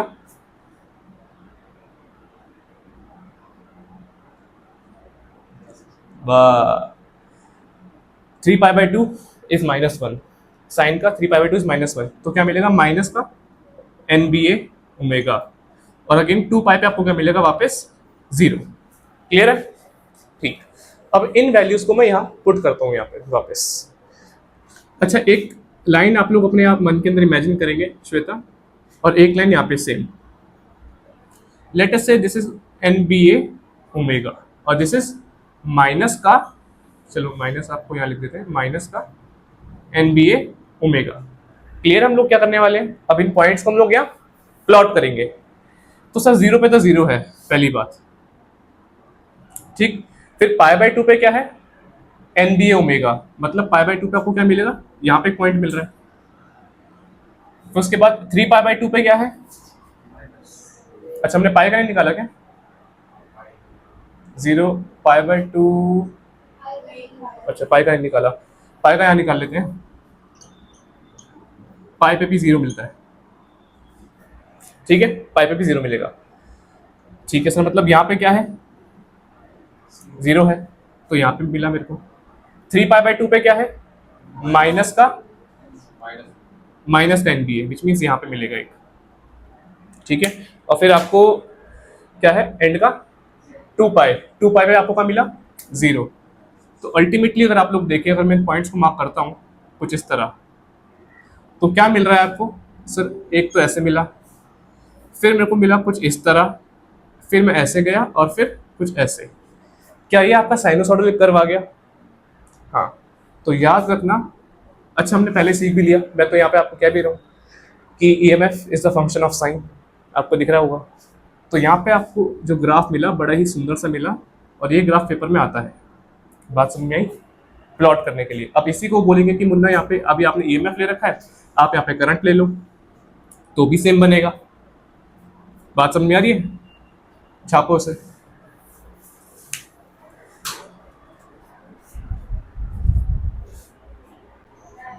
आओ जरा समझते हैं क्या है। टॉपिक इज सेल्फ इंडक्शन, ठीक है। मतलब हो क्या रहा है? अपने आप ही इंड्यूस हो रहा है, ठीक है। कहने का मतलब ये है, अगर मैं आपको देता हूं कि एक कॉइल ऐसे है और यहाँ पे एक गैल्वेनोमीटर लगा है, तो ये अपने आप ही यहाँ पे मैंने, अच्छा सपोज करो यहाँ पे गैल्वेनोमीटर नहीं है, यहाँ पे अब मैंने क्या दे दिया? एक AC सोर्स दे दिया। AC को हम लोग लेटे हुए S से डिनोट करते हैं, ठीक। AC एक वेरिएबल करंट का सोर्स है, मतलब AC फ्लक्चुएट करता है अनलाइक DC। यहाँ पे जैसे ही वो गया तो जाहिर सी बात है सर, आपने वेरिएबल करंट दिया, तो यहाँ पे इसके आसपास क्या होगा? क्या चालू हो जाएगा? एक मैग्नेटिक फील्ड चालू हो जाएगी अपने आप, क्योंकि सर इसके पास एरिया भी है कॉइल का, अपने पास करंट तो गया ही, यहाँ से आई तो एक मैग्नेटिक फील्ड इंड्यूस हो जाएगी। तो ये सेल्फ अपने आप की क्या हो जाएगा? खुद ही खुद में इंड्यूस हो जाएगा। That process is called self induction, क्योंकि करंट वेरिएबल है। अगर करंट DC होता तो ये काम होता क्या? नहीं। अब पढ़ते हैं डेफिनेशन क्या है। Phenomena of production of induced EMF in a coil when a changing current passes through it. बात समझ में आई? अब सपोज करते हैं कि इसी कॉइल को सेम, जहां पे ये नहीं लगा, मतलब इसी के ऊपर मैंने कॉइल चढ़ा दी है और यहाँ पे मैंने एक लगा दिया गैल्वेनोमीटर, तो ये प्रोसेस आपको कौन सा बन जाएगा? म्यूचुअल इंडक्शन का। किसका? म्यूचुअल इंडक्शन का। म्यूचुअल काम हो रहा है क्या? अच्छा क्या बोलते हैं? म्यूचुअल, ठीक है, म्यूचुअल जो भी है। अरे छोड़ो, मैं टॉपिक भूल जाऊंगा मैं उस पर ध्यान रखते। म्यूचुअल इंडक्शन, ठीक है। म्यूचुअली काम हो रहा है, मतलब दो लोगों के बीच आराम से, दोनों की साइड, क्या कहते हैं उसे, दोनों वो हैं, क्या कहते हैं, दोनों का कोऑर्डिनेशन अच्छा है, दोनों राजी हैं, ठीक है, तो वो काम म्यूचुअली होगा।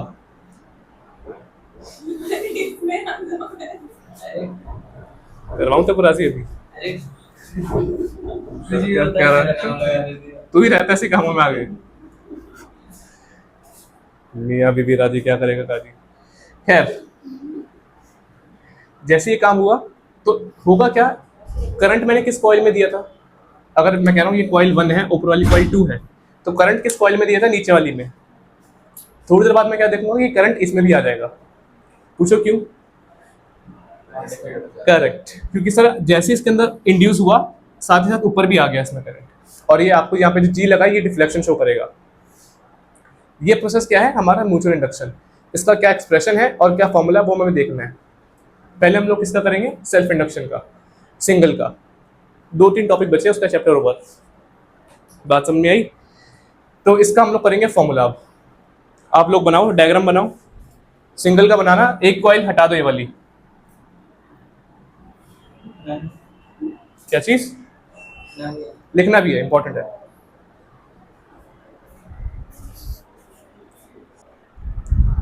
ठीक, अच्छा एक और बात आओ आपको साथ ही साथ बता देता हूँ।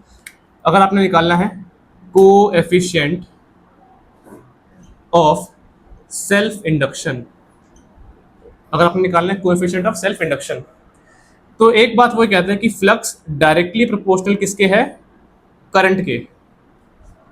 कि फ्लक्स डायरेक्टली प्रोपोर्शनल किसके है, करंट के। प्रोपोर्शनलिटी का साइन हटा क्या आएगा, एक कांस्टेंट। तो सर इक्वल्स टू एक कांस्टेंट आएगा यहाँ पे L और I। L को ही हम लोग यहाँ पे क्या कहते हैं, कोएफिशिएंट ऑफ सेल्फ इंडक्टेंस, या फिर इसी को हम लोग कहते हैं सेल्फ इंडक्टेंस। सेल्फ इंडक्टेंस, बात समझ में आई? अगर L निकालना है तो ऐसा क्या कर सकते हैं नीरज, I बाय 5, हाँ sorry 5 by I, 5 by I। बात समझ में आई? अच्छा इसकी SI यूनिट भी होगी सर कुछ ना कुछ, फिर हाँ आओ आओ आओ। फ्लक्स की क्या होती है, वेबर, मतलब सर ऊपर W है, W भी है। करंट की क्या होती है, एम्पेयर, तो नीचे क्या आ गया, A आ गया। तो क्या मिला आपको, वेबर पर एम्पेयर। क्लियर है? इसी पूरी यूनिट को हम लोग बोलते हैं Henry. Henry denoted by capital H।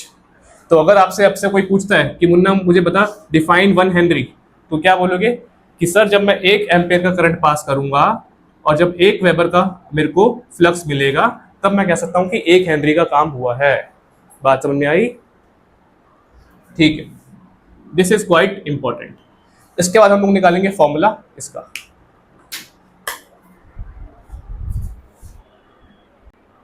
आओ पहले समझ लेते हैं कि है क्या। ठीक है, लेकिन आप लोग बाद में लेना आराम से। क्या बोला गया है कि अब आप सर हमें फॉर्मूला पढ़ा रहे हैं फॉर किसका, सेल्फ इंडक्टेंस का नीरज। एक बात हम लोग बचपन से जानते हैं, flux equals to magnetic flux equals to BA cos theta. अब अगर मैं आपसे कह रहा हूं कि थीटा 0 है, थीटा क्या है, 0 है, और मेरे पास एक कॉइल है यहाँ पे, लेट अस से कि सर इसका एरिया A है और इसकी लेंथ क्या है, L है, तो क्या काम होगा।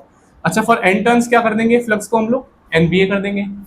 ठीक है, NBA है सर, cos थीटा काम किया, थीटा 0 बोला तो cos 1 हो गया। ठीक, अंदर क्या बचा, खाली NBA बचा। अब मैं इस B की वैल्यू को यहाँ पे ओपन कर रहा हूँ, ध्यान से देखो। B की वैल्यू हम लोग जानते हैं म्यू नॉट NI होती है, मगर यहाँ पे N क्या होता है, स्मॉल टर्न्स। स्मॉल टर्न्स क्या होता है, N क्या होता है, नंबर ऑफ टर्न्स, हमने पढ़ा है ये per unit length, number of turns per unit length ये होता है। जैसे ही मैंने क्या करा, इसको अंदर मल्टीप्लाई करा तो क्या मिला, N और N साथ में आ गए। जैसे ही साथ में, अब मेरे को इस N को अगर कैपिटल N की तरह बनाना है, तो मैं ये जानता हूँ कि नंबर ऑफ टर्न्स को मैं कैपिटल N कहता हूँ और लेंथ को मैं L बोला, तो ये N बाय L बन गया। बात समझ में आई? ये स्मॉल n क्या बन गया, पूरा N बाय L। अब ये N स्क्वायर, आओ कोई नहीं, एक और बार समझा दूँ, क्या पता उसमें आया ना हो, है ना, एक और बार बता देते हैं। सिंपल है, formula for self inductance BA cos theta है, थीटा की वैल्यू हमने 0 पुट करी है, NB आपको मिला, B की वैल्यू यहाँ पुट करेंगे mu naught NI। Simple, N को अंदर मल्टीप्लाई करा N के साथ, तो आपको N और N साथ आ गए। इस स्मॉल n को हमने क्या करा है, number of turns per unit length से हमने कैपिटल N बाय L में कन्वर्ट करा, वो वैल्यू यहाँ पट की, इसको सॉल्व किया तो आपको ये मिला। ठीक, फाई हम लोग पढ़ के आए हैं LI के बराबर है, तो उस फाई की जगह हमने यहाँ LI पुट करा, I सामने से कट गया, hence we got the formula. ठीक, आगे बढ़ते हैं। Next we have mutual inductance, heading डालिए म्यूचुअल इंडक्टेंस।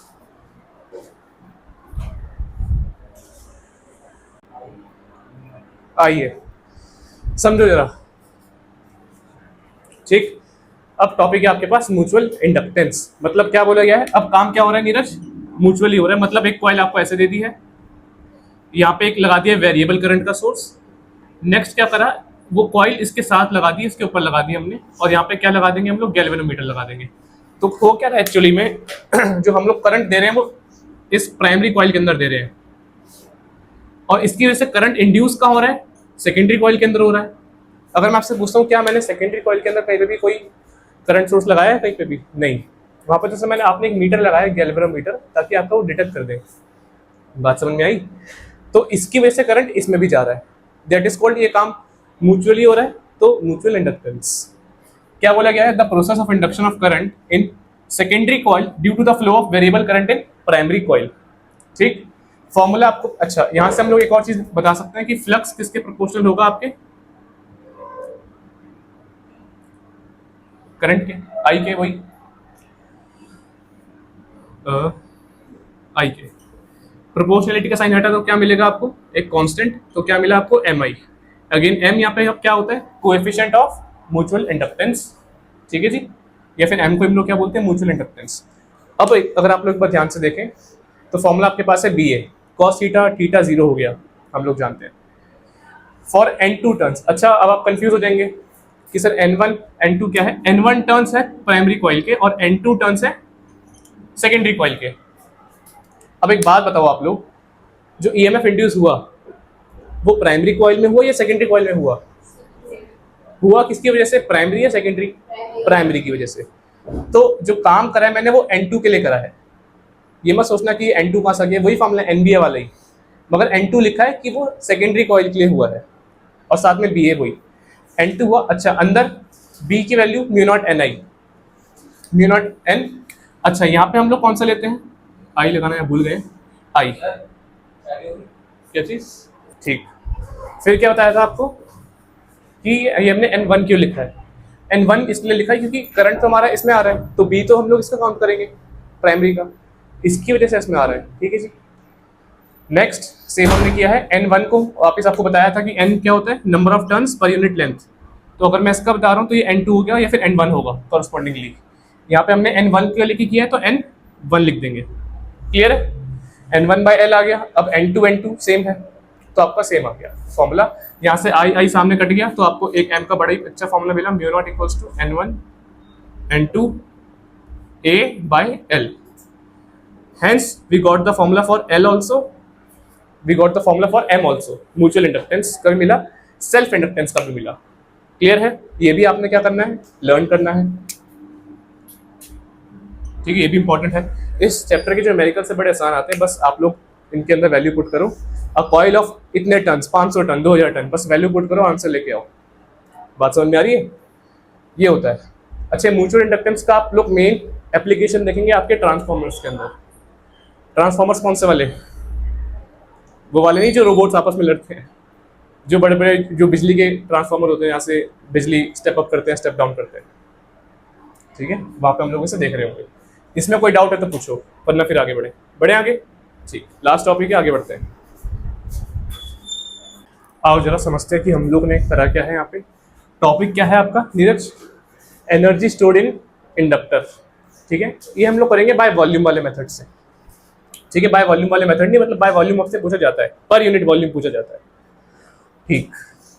क्या आप लोग इसको जानते हैं, E = dφ/dt को जानते हैं सर, बड़े अच्छे से जानते हैं, पड़ोसी है हमारा, ठीक। इसी को अगर मैं खोल के लिखता हूँ, फाई की जगह हमने अभी पढ़ा है कि मैं फाई की जगह LI पुट कर सकता हूँ, MI भी पुट कर सकता हूँ, मुंबई इंडियंस नहीं, LI, ठीक है जी। LI मैंने पुट करा सेल्फ इंडक्टेंस का, यहाँ से अगर मैंने E की वैल्यू निकाली सर L di/dt कर दिया, ठीक। उसके बाद हम लोग क्या कर रहे हैं यहाँ पे, multiply by I both sides, multiply करेंगे I बोथ साइड, तो आपको क्या मिलेगा, EI LDI LI di/dt। EI क्या होता है आपका, EMF into current, that is called power. Power का आपने फॉर्मूला पढ़ा होगा, पावर इक्वल्स टू VI, पढ़ा है ना, power equals to VI and V is the EMF, तो P इक्वल्स टू EI हो गया, तो P इक्वल्स टू EI लिखा। बाकी सर मैं आपने सेम लिखा है यहाँ पे, ठीक।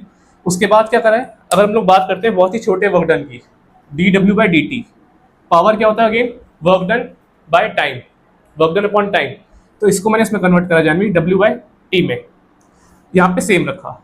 अब अगर आप लोग ध्यान से देखते हैं, सर dt आज सामने सामने कट गया, तो ऊपर क्या मिला आपको, dW equals to LI DI by, अच्छा LI और DI ओनली। नेक्स्ट अगर आपको टोटल चाहिए, क्योंकि dW बहुत छोटी चीज का आया, अब इंटीग्रेट करेंगे, जाहिर सी बात है, तो इंटीग्रेटिंग बोथ साइड्स, जैसे ही मैं दोनों साइड इंटीग्रेट करता हूँ मेरे को क्या मिलता है, dW का W और L तो सर कांस्टेंट टर्म है तो L बाहर आ गया, अंदर क्या बचा IDI, इंटीग्रेशन का रूल है पावर +1 बाय जो नीचे आ जाएगी, तो I²/2 हो गया। अब यही पावर वर्क डन के रूप में अंदर स्टोर हो जाएगी एज अ पोटेंशियल एनर्जी। ठीक, एक और बात मैं आपको बता दूं, हम लोग कर रहे हैं energy stored in inductor, energy stored in inductor. Energy क्या कौन स्टोर करता है, और कैपेसिटर, आपको याद है कैपेसिटर अंदर अपने अंदर एनर्जी स्टोर करता है, बात समझ में आई। अब जैसे मैंने क्या बोला था आते ही कि पंखा स्लो है, हम लोग क्या लगा देंगे, कैपेसिटर, है ना, तो वो क्या करेगा, एनर्जी देगा, तो पंखे की स्पीड बढ़ जाएगी, फिर थोड़े टाइम बाद डिस्चार्ज हो जाएगा, फिर हम लोग कैपेसिटर बदल देते हैं। तो सेम एक बात याद रखेंगे कि सर कैपेसिटर और इंडक्टर में मतलब क्या है, डिफरेंस क्या है। कैपेसिटर के अंदर जो आपके जो चार्ज स्टोर होता है वो इलेक्ट्रिक फील्ड के रूप में होता है, किसके रूप में, इलेक्ट्रिक फील्ड के रूप में। इंडक्टर के अंदर जो होता है वो मैग्नेटिक फील्ड के रूप में होता है। क्लियर है, ठीक, वापस आते हैं, ये आपने लिखा, आपको मिला पोटेंशियल के रूप में। अब हमसे बोला गया था कि आपने निकालना है पर यूनिट वॉल्यूम के हिसाब से, मतलब divide by volume. Divide by अगर मैं वॉल्यूम करता हूं तो हाफ LI² तो सेम रहा। सपोज करते हैं यहाँ पे एक आपने वो बनाई, कॉइल बनाई, इसका एरिया लेटर से LA है और लेटर से इसका लेंथ L है, तो इसका वॉल्यूम क्या होगा, A × L। बात समझ में आई, यहाँ पे क्या हुआ कि वॉल्यूम आपने लिया A × L, ये हुआ पूरा सारा। अब यहाँ पे हम लोगों ने क्या करा है, सेम जो यहाँ पे हमने वैल्यू सॉल्व करी वो यहाँ पे पुट करी और इसको आपने यहाँ पे सॉल्व किया। कुछ कट रहा है क्या यहाँ पे, हाँ, N/L हम लोगों ने सीखा है कि स्मॉल n क्या होता है, N/L, तो वही यहाँ पे n² आ गया उसकी जगह। ठीक है जी, वापस यहाँ पे आते हैं, तो यहाँ पे आपने क्या किया है, मल्टीप्लाई एंड डिवाइड बाय μ0, तो आपको दिख रहा होगा μ0, यहाँ पे μ0 था, यहाँ पे μ0 का स्क्वायर हो गया, और डिवाइड के अंदर यहाँ पे कुछ नहीं था तो यहाँ पे μ0 भी आ गया। ये सेम काम हुआ, इन चीज़ों को हमने रखा, इस पूरे का ऊपर होल स्क्वायर बन गया, नीचे μ0 है और साथ में हाफ चल रहा है। इसी के बाद जब आप लोग ध्यान से देखते हैं ये वैल्यू किसके बराबर आती है आपकी, b के, तो b² हो गया और ये μ0 और हाफ तो है ही, तो hence we got the formula.